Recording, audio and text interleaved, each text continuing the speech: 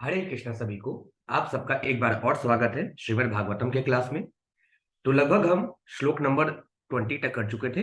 अब श्लोक नंबर 21 से स्टार्ट करना है, लेकिन इसको प्रारंभ करने से पहले हम भगवान श्री कृष्ण की प्रार्थना करेंगे। तो सभी लोग अपने दोनों हाथों को जोड़ लें और भगवान श्री कृष्ण से प्रार्थना करें। ओम नमो भगवते वासुदेवाय। जन्माधस्य यतो अन्वयादितरश्चार्थस्वराट तेने ब्रह्महृदायादि कवे मुह्यन्ते सूर्याः तेजो वारिमृतां यथा विनिमयो यचते सर्गो मरीषा धाम्ना स्वेन सदा निरस्तकुहकं सत्यं परं धीमहि। नारायणं नमस्कृत्य नरं चैव नरोत्तमं देवीं सरस्वतीं व्यासं ततो जयमुदीरये। हरे कृष्णा कृष्णा कृष्णा हरे हरे, हरे रामा रामा रामा हरे हरे, हरे कृष्णा। तो लगभग हम श्लोक नंबर 20 कर चुके थे। अब श्लोक नंबर 21 में देखते हैं कि आगे कैसे सनत कुमार जी महाराज पृथु को आगे उपदेश देते हैं। फिर आगे अब सनत कुमार जी कहते हैं, शास्त्रे अस्वीयानेव सुनिश्चितो नृणाम क्षेमस्य सयग्वी मृषेषु हेतुः असंग आत्मवयतिरिक्त आत्मनि दृढ़रति ब्रह्माणि निर्गुणे च या। अब यहाँ पे सनत कुमार जी आगे बोलते हैं, भली भांति विचार करने के बाद शास्त्रों में यह निश्चित किया गया है कि मानव समाज के कल्याण का चरम लक्ष्य देहात्म बुद्धि से विरक्ति एवं प्रकृति के गुणों से परे दिव्य परमेश्वर के प्रति सुदृढ़ आसक्ति है। फिर आगे सनत कुमार जी बोलते हैं, सा श्रद्धया भगवत धर्मचर्यया जिज्ञासयाध्यात्मिक योग निष्ठया योगेश्वरोपासनया च नित्यं पुण्य श्रवः कथया पुण्यया च। अब आगे सनत कुमार जी बोलते हैं, भक्ति करने, भगवान के प्रति जिज्ञासा करने, जीवन में भक्ति योग का व्यवहार करने, पूर्ण पुरुषोत्तम योगेश्वर भगवान की पूजा करने तथा भगवान की महिमा का श्रवण एवं कीर्तन करने से परमेश्वर के प्रति आसक्ति बढ़ाई जा सकती है। ये सारे कार्य अपने आप में परम पवित्र हैं। फिर आगे सनत कुमार जी कहते हैं, अर्थेन्द्रियारामसगो अष्ठेय कृष्णया तथा सम्मता नाम परिग्रहेण च विविक्तिरुच्चया परितोष आत्मनि विना हरि गुण पीयूष पानात्। अब यहाँ पे सनत कुमार जी आगे कहते हैं, ऐसे लोगों की संगति न करके जो केवल इंद्र तृप्ति एवं धनोपार्जन के फेर में रहते हैं, मनुष्य को आध्यात्मिक जीवन में उन्नति करनी चाहिए। उसे न केवल ऐसे लोगों से दूर रहना चाहिए, वरन जो उनका संग करते हैं उनसे भी बचना चाहिए।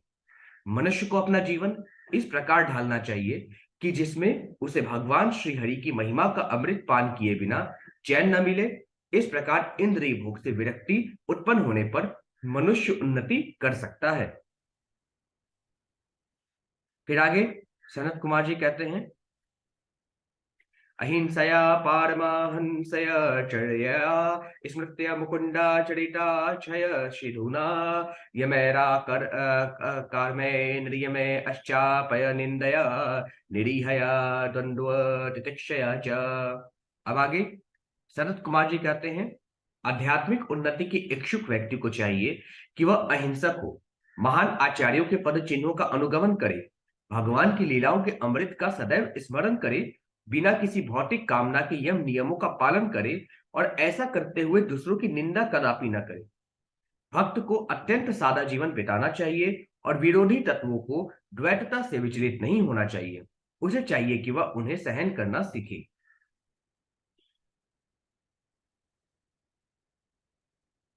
फिर आगे शरद कुमार जी आगे कहते हैं, हरे मुहूर्त तत्पर कर्णपूर गुणाभिधानेन विजृंभ माणया भक्त्या हयसंगः सदस्त्या नात्मनि सयानी गुणे ब्रह्मणि चांग सारथी। अब यहाँ पे सनत कुमार जी कहते हैं, भक्त को चाहिए कि भगवान के दिव्य गुणों के निरंतर श्रवण द्वारा भक्ति अनुशीलन में उत्तरोत्तर वृद्धि करे।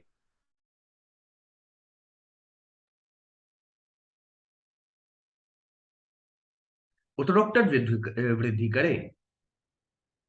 ये लीलाएं भक्तों के कानों के आभूषण सदृश हैं।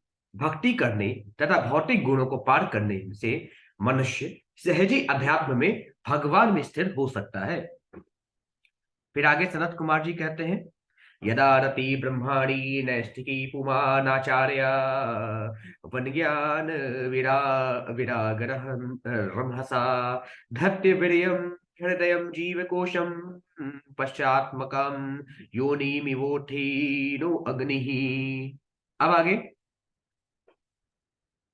जो है सनत कुमार जी आगे कहते हैं, गुरु की कृपा से तथा ज्ञान एवं विराग के जागृत होने से भगवान के प्रति आसक्ति में स्थिर हो जाने पर जीवात्मा जो शरीर के अंत स्थल में स्थित तथा पांच तत्वों से आच्छादित है, अपने भौतिक परिवेश को उसी प्रकार जला देता है जिस प्रकार काष्ठ से उत्पन्न अग्नि काष्ठ को ही भस्मसात कर देता है।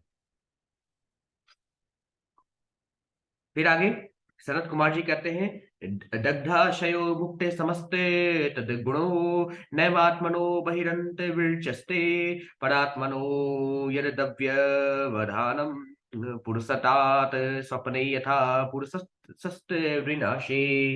अब यहाँ पे जो है सनत कुमार जी आगे कहते हैं महाराज पृथु को, जब मनुष्य भौतिक समस्त इच्छाओं से रहित और भौतिक गुणों से मुक्त हो जाता है तो वह अंतः तथा बाह्य रूप से किए गए कार्यों में अंतर नहीं देखता है। उस समय आत्म साक्षात्कार के पूर्व विद्यमान आत्मा तथा परमात्मा का अंतर विनष्ट हो जाता है।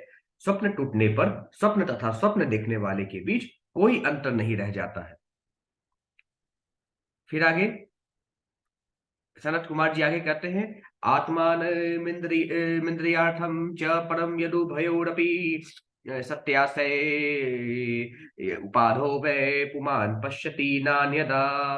अब आगे सनत कुमार जी कहते हैं, जब आत्मा इंद्र तृप्ति के हेतु रहता है तो वह नाना प्रकार की इच्छाएं उत्पन्न करता है जिसके कारण उसको उपाधियां दी जाती है, किंतु जब मनुष्य दिव्य स्थिति में रहता है तो वह भगवान की इच्छाओं को पूरा करने के अतिरिक्त और किसी कार्य में रुचि नहीं दिखाता। फिर आगे जो है शरद कुमार जी कहते हैं महाराज पृथु से, निमित्ते सती सर्वत्र जलादावपि पुरुषः आत्मनश्च पश्यापि भीदाम पश्यति नान्यदा। अब आगे यहाँ पे जो है शरद कुमार जी कहते हैं, विभिन्न निमित्तों यानी कारणों के फलस्वरूप ही मनुष्य अपने तथा दूसरों में अंतर देखता है। जिस प्रकार के जल, तेल या दर्पण में एक ही पदार्थ के प्रतिबिंब भिन्न भिन्न प्रकार से दिखते हैं। फिर आगे जो है शरद कुमार जी कहते हैं, इंद्रिय विषया कृष्णैराक्षिप्तम ढयायता मनः चेतना भरते बुद्धे स्तंभस्तो यमीव हृदय। अब यहाँ पे जो है शरद कुमार जी कहते हैं महाराज पृथु से, जब मनुष्य का मन तथा इंद्रियां सुख भोग के हेतु विषय वस्तुओं के प्रति आकर्षित होते हैं तो मन विचलित हो जाता है। परिणाम स्वरूप लगातार विषय वस्तुओं का चिंतन करने से मनुष्य की असली कृष्ण चेतना वैसे ही खो जाती है जैसे कि जलाशय के किनारे उगे हुए बड़ी बड़ी कुश जैसी घास के द्वारा चूसे जाने के कारण जलाशय का जल। फिर आगे सनत कुमार जी कहते हैं, भ्रसत्यनुस्मृति अश्चितम ज्ञान भ्रंशः स्मृतिशय तत्रोधम कव्यः प्राहुरात्मा पहन्वमात्मनः। अब यहाँ पे आगे जो है सनत कुमार जी कहते हैं, जब मनुष्य अपनी मूल चेतना से इधर उधर हटता है तो वह न तो अपनी पूर्व स्थिति को स्मरण रख पाता है और न वर्तमान स्थिति को पहचान पाता है। स्मरण शक्ति के नष्ट हो जाने पर जितना भी ज्ञान अर्जित किया जाता है वह एक झूठी आधारशिला पर टिका रहता है। जब ऐसी घटना घटती है तो पंडित कहते हैं कि आत्मा का विनाश हो गया है। फिर आगे जो है यहाँ पे सनत कुमार जी कहते हैं महाराज पृथु से, नातः परतरो लोके पुंसः स्वार्थ वैतिक्रमः यदधयन् यस्य प्रेयस्त्वमात्मनः सव्यवैतिक्रमात्। अब यहाँ पे जो है शरद कुमार जी कहते हैं, आत्म साक्षात्कार की अपेक्षा अन्य विषयों को अधिक रुचिकर सोचना मनुष्य के अपने हित के लिए इससे बड़ी कोई बाधा नहीं होती है। फिर आगे सनत कुमार जी कहते हैं, अर्थेन्द्रियार्था विद्यानम सर्वाथा पहनो वौ नृणाम भ्रंसितो ज्ञान विज्ञान्य देना विशति मुख्यता। अब यहाँ पे सनत कुमार जी कहते हैं, धन को माने तथा इंद्र तृप्ति के लिए उसके उपयोग के विषय में निरंतर सोचते रहने से मानव समाज के प्रत्येक व्यक्ति का पुरुषार्थ विनष्ट होता है।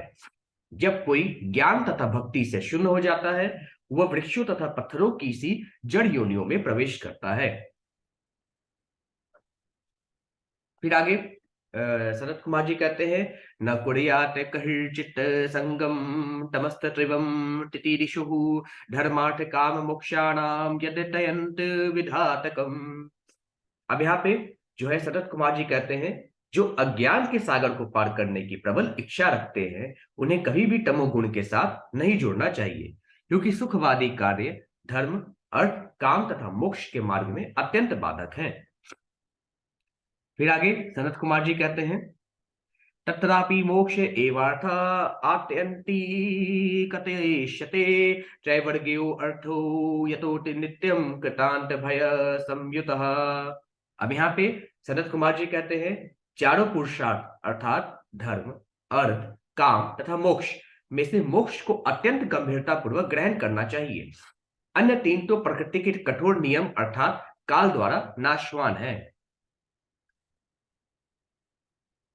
फिर आगे सनत कुमार जी कहते हैं, परे अवरे च ये भावा गुणि व्यति करादनु न तेषां विद्यते क्षेमीश विध्वंसिता शिशाम। अब यहाँ पे सनत कुमार जी कहते हैं कि इस उच्चतर जीवन की विभिन्न अवस्थाओं को जीवन की निम्नतर अवस्थाओं से अलग करते हुए वरदान स्वरूप ग्रहण करते हैं, किंतु हमें स्मरण रखना चाहिए कि इस प्रकार के भेदभाव भौतिक प्रकृति के गुणों की अन्योन्य क्रिया के प्रसंग में ही विद्यमान रहते हैं। वस्तुतः जीवन की इन अवस्थाओं का कोई स्थायी अस्तित्व नहीं होता, क्योंकि ये परम नियंता द्वारा विनष्ट कर दी जाएंगी। फिर आगे सनत कुमार जी कहते हैं, ततत्वं नरेंद्र जगत्तामथ तस्थुसाम च तेहेन्द्रिया सुधिष्णात्म भीडावृतानाम यह क्षेत्र वित्त पतया हृदेश विश्व गवी प्रत्यक न कासती भगवान अस्त महवेही सो अस्मि।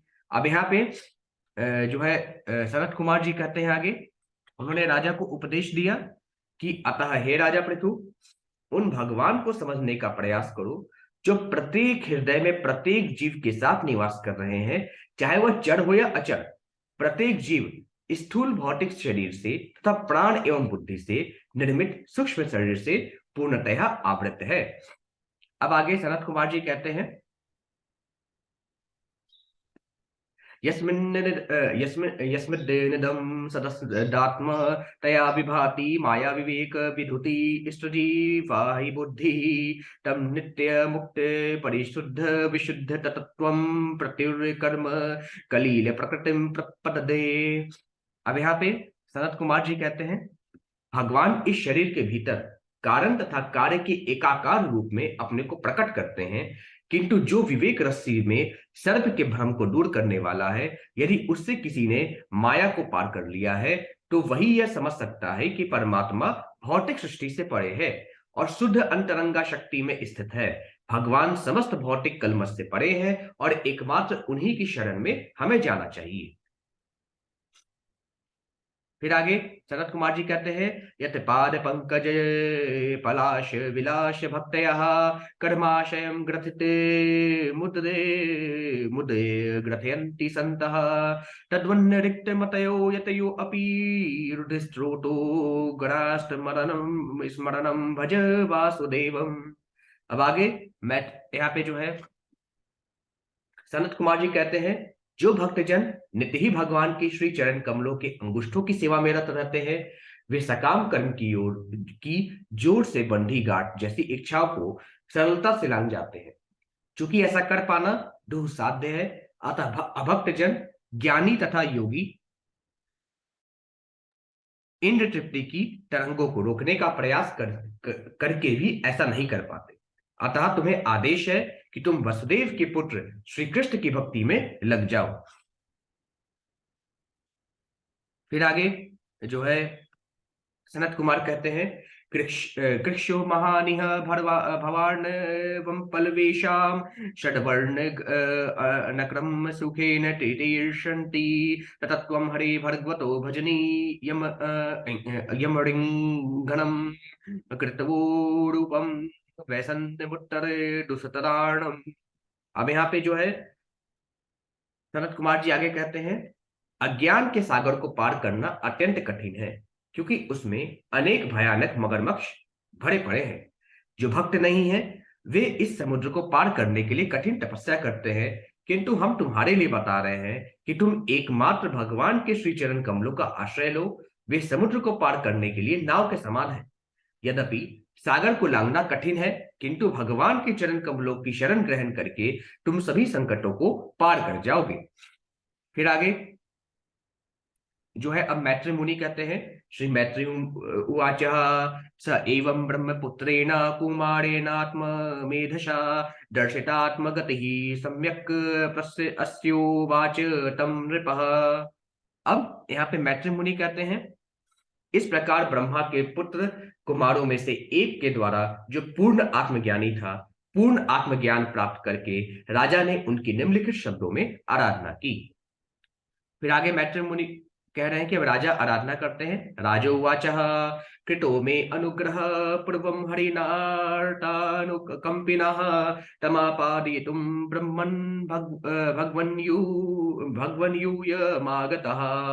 अब महाराज पितृ कहते हैं, हे ब्राह्मण, हे शक्तिमान, पहले भगवान विष्णु ने मुझ पर अहेतु की कृपा प्रदर्शित की थी और यह संकेत किया था कि आप मेरे घर पधारेंगे। आप लोग उसी आशीर्वाद की पुष्टि करने के लिए यहां पर आए हैं। फिर आगे महाराज पितृ कहते हैं, निष्पादितश्च कातसेनैर्न भगवद्भिर्गृहीणालुभिः साधु अक्षितम् हिमेव सर्वमात्मना सह किं ददे। हम यहाँ पे महाराज पितृ कहते हैं, हे ब्राह्मण, आपने तो भगवान के आदेश का सम्यक पालन किया है, क्योंकि आप उन्हीं के समान उदार भी हैं। अतः यह मेरा कर्तव्य है कि आपको कुछ अर्पित करूं, किंतु मेरे पास जो कुछ भी है वह साधु पुरुषों के भोजन में से बचा कुचा प्रसाद ही है। मैं आपको क्या दूं? फिर आगे महाराज पितृ कहते हैं, प्राणादारः सुता ब्राह्मण गृहाश्च सपरिक्षदाः राज्यं बलं महीकोश इति सर्व निवेदितम। अब महाराज पितृ कहते हैं, अतः हे ब्राह्मण, मेरा प्राण, मेरे पत्नी, मेरे बच्चे, घर, घर का साथ सम्मान, मेरा राज्य, मेरी सेना, मेरी सेना, पृथ्वी तथा विशेष रूप से मेरा राजकोष, यह सब मैं आपको समर्पित करता हूं। फिर आगे महाराज पितृ कहते हैं, सेनापतयं च राज्यं च दंडते दंडने दंडने तृत्वमेव च सर्वलोकाधिपत्यं च वेद शास्त्र विदर्हित हति। अब यहाँ पे जो है महाराज पितृ कहते हैं कि चूंकि केवल ऐसा व्यक्ति जो वैदिक ज्ञान के अनुसार पूर्ण रूप से शिक्षित हो, सेनापति, राज्य का शासक, दंडदाता तथा सारे लोक का स्वामी होने का पात्र होता है, अतः पृथु महाराज ने कुमारों को सर्वस्व अर्पित कर दिया।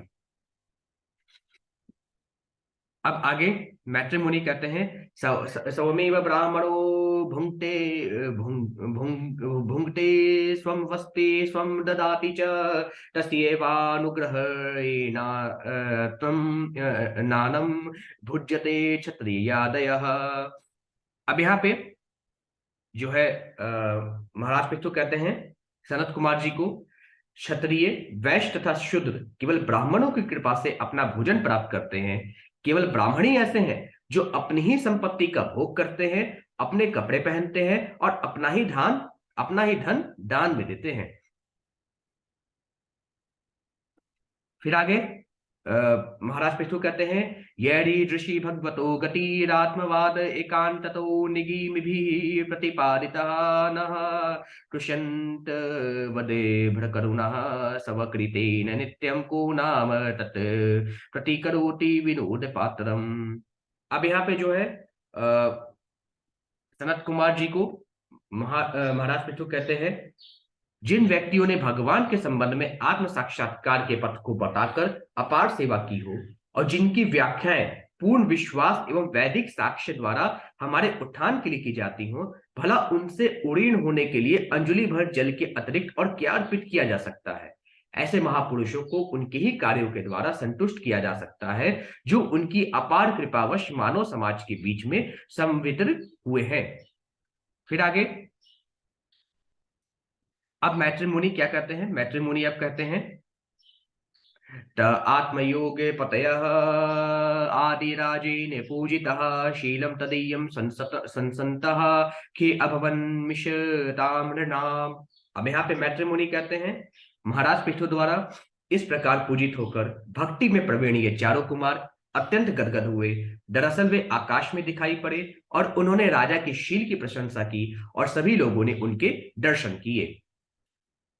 फिर आगे मैट्रिमोनी कहते हैं, वैन्यस्तु ध्रुयो महताम संस्थित्याध्यात्म शिक्षया आपत काममिवात्मानं मेन आत्मन्यवस्थितः। अब आगे मैट्रिमोनी कहते हैं, महाराज पृथु अपने तत्व ज्ञान में पूर्ण रूप से स्थित होने के कारण महापुरुषों में प्रमुख थे। वे आध्यात्मिक ज्ञान में सफलता प्राप्त व्यक्ति की भांति परम संतुष्ट थे।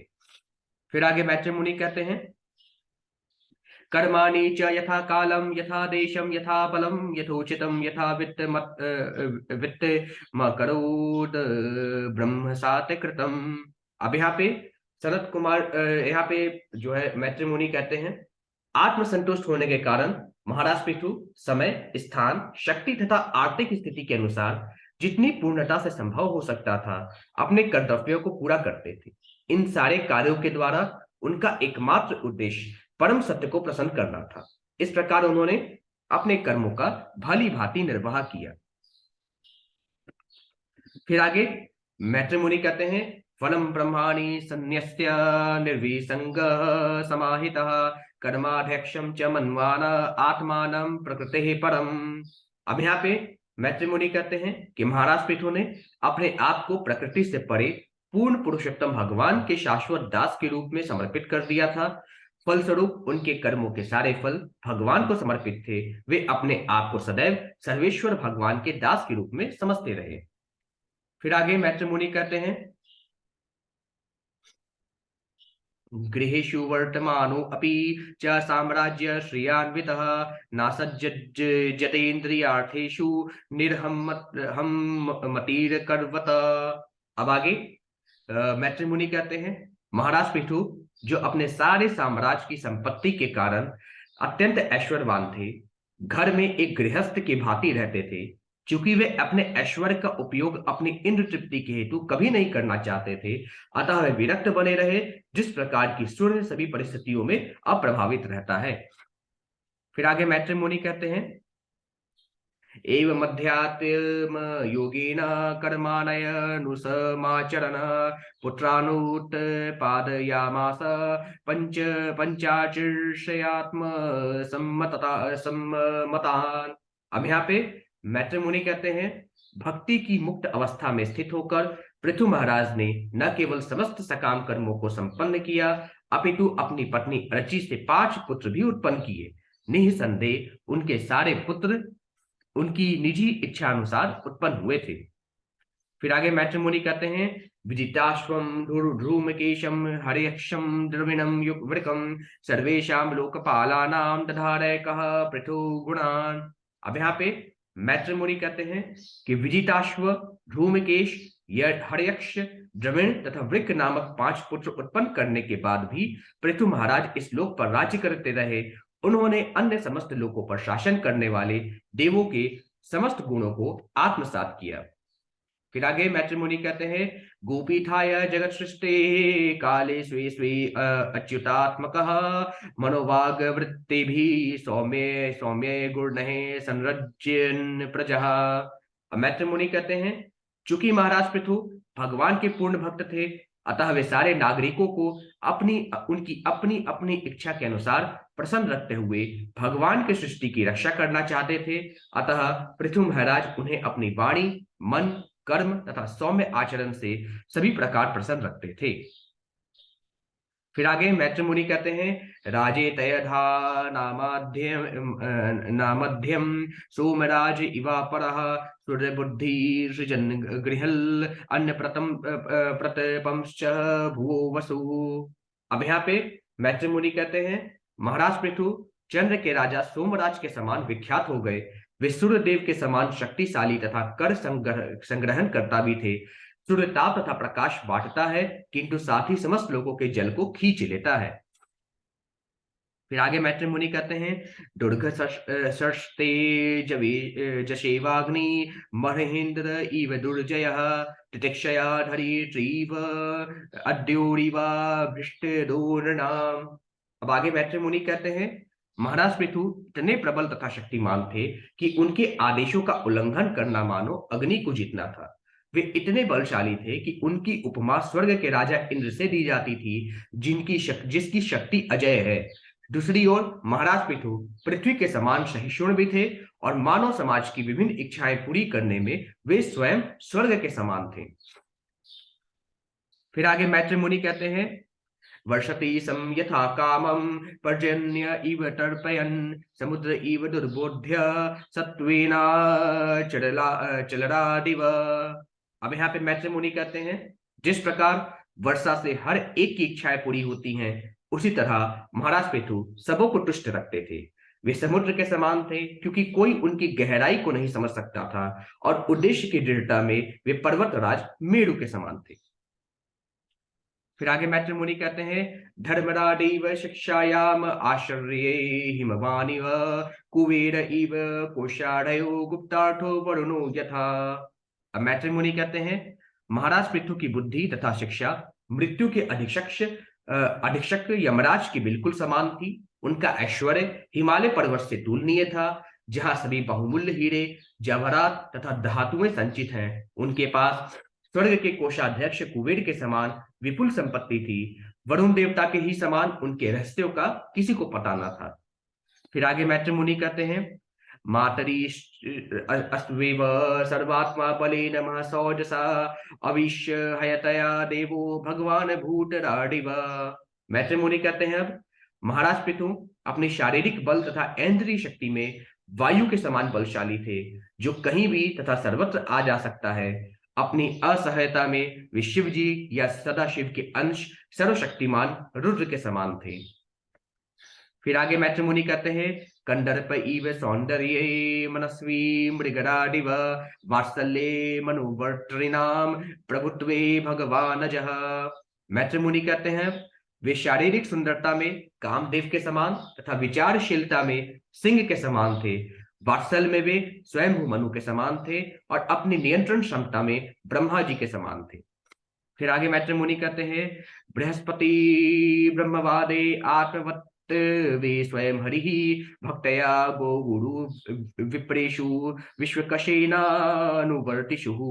हिरण्या प्रश्य शिलाभ्या मातमतुल्यः परोद्यमे। अब आगे मैत्र मुनि कहते हैं, पृथु महाराज के निजी आचरण में समस्त उत्तम गुण प्रकट होते थे। अपने आत्मज्ञान में वे ठीक बृहस्पति के समान थे। आत्मनियंत्रण इंद्रिय जय में वे साक्षात भगवान के समान थे। जहां तक भक्ति का प्रश्न था, वे भक्तों के परम अनुयायी थे, जो गो रक्षा के प्रति आसक्त और गुरु तथा ब्राह्मणों की सारी सेवाएं करते थे। वे परम संलज्ज थे और उनका आचरण अत्यंत भद्र था। जब वे किसी परोपकार में लग जाते तो इस प्रकार कार्य करते थे मानो अपने लिए ही कार्य कर रहे हों। फिर आगे मैत्र मुनि कहते हैं कि कृतयोर्ध्वगीतया पुंभी अस्त्रे लोके तत्र तत्र प्रविष्टवः कर्णरन्ध्रेषु श्रीनाम रामः सतामिव। अब मैत्र मुनि कहते हैं, सारे ब्रह्मांड भर में उच्चतर, निम्नतर तथा मध्य लोक में पृथु महाराज की कृति उच्च स्वर में घोषित की जा रही थी। सभी महिलाओं तथा साधु पुरुषों ने उनकी महिमा को सुना, जो भगवान रामचंद्र की महिमा के समान मधुर थी। इस प्रकार श्रीमद् भागवत के चतुर्थ स्कंद के अंतर्गत चारों कुमारों से पृथु महाराज की भेंट नामक 22वें अध्याय के भक्ति वेदांत तात्पर्य पूर्ण हुए। बोलिए श्री कृष्ण भगवान की जय, वृंदावन बिहारी लाल की जय। हरे कृष्णा। अब चैप्टर नंबर 23 महाराज पृथु का भगवत धाम गमन कल देखेंगे। आज के लिए बस इतना ही। सभी को हरे कृष्णा। हरे कृष्णा।